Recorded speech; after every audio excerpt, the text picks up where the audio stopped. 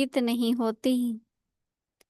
बाबा की शक्तियों में उनका अटूट विश्वास था, निश्चय अटल था, इसीलिए सदा निर्भय रही। यज्ञ के सामने कैसी भी परिस्थितियां आई, उसमें सदा निश्चिंत, कभी क्यों क्या का प्रश्न नहीं किया, सदा प्रसन्न चित रही। कभी उनके चेहरे पर चिंता के चिन्ह दिखाई नहीं दिए। बाबा का यज्ञ है, बाबा यज्ञ रक्षक है। वह अपने यज्ञ की संभाल स्वयं करता है। इसी निश्चय के आधार से निश्चिंत रही। हम सबको भी ऐसी स्थिति बनानी है। ओम शांति।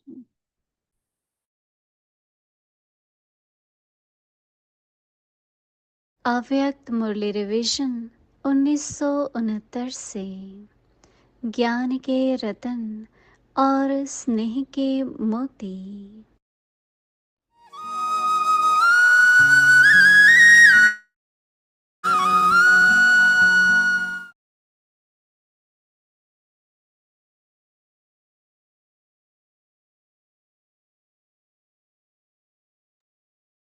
अव्यक्त वाणी। तारीख है 18 जनवरी 1976।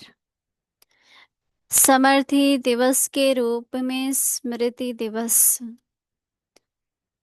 अलौकिकता यह है कि जो प्रेम स्वरूप के साथ साथ शक्तिशाली स्वरूप भी रहे, इसलिए शक्तिशाली स्वरूप का अंतिम दृश्य नष्टो मोहा स्मृति स्वरूप का दिखाया है। जितना ही अति स्नेह उतना ही अति नष्टो मोहा। तो लास्ट पेपर क्या देखा? स्नेह होते हुए भी नष्ट मोह स्मृति स्वरूप।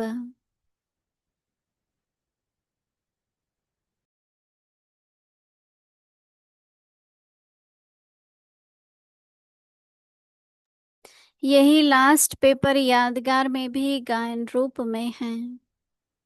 यही प्रैक्टिकल कर्म करके दिखाया। साकार संबंध सन्मुख होते हुए समाने की भी शक्ति और सहन करने की भी शक्ति। यही दोनों शक्तियों का स्वरूप देखा। एक तरफ स्नेह को समाना, दूसरे तरफ रहा हुआ लास्ट का हिसाब किताब सहन शक्ति से समाप्त करना। समाना भी और सहन भी करना, दोनों का स्वरूप कर्म में देखा। क्या बाप का बच्चों में स्नेह नहीं होता? स्नेह का सागर होते हुए भी शांत, अपने शरीर से भी उपराम। यही लास्ट स्टेज है। यह प्रैक्टिकल में कर्म करके दिखलाया। यही रात्रि का समय था ना। लास्ट पेपर को फर्स्ट नंबर में प्रैक्टिकल में किया।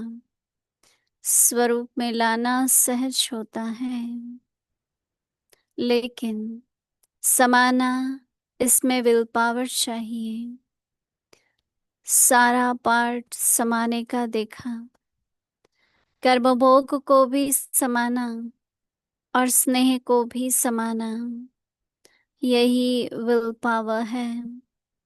यही विल पावर अंत में बच्चों को विल की। अच्छा, ओम शांति।